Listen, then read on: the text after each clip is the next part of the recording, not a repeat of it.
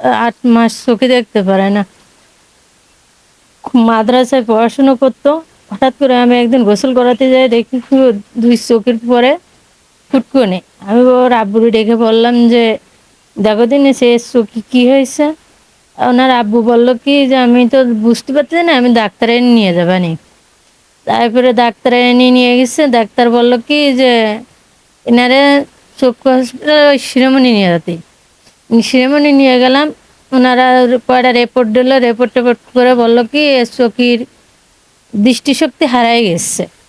একটা ভালো আছে আর একটা হারায় গেছে। উনারা আবার আমরা ঢাকায় পাঠালো। ঢাকায় পাঠায় মেলা টাকা খরচ হলো, রিপোর্ট করা হলো।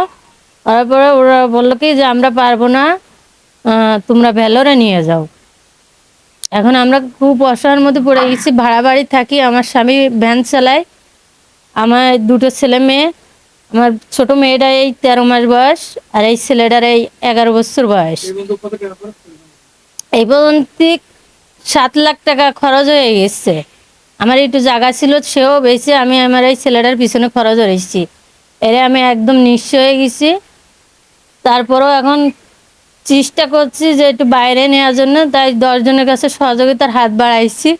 আপনারা সবাই মিলে আমার একটু সহযোগিতা করেন।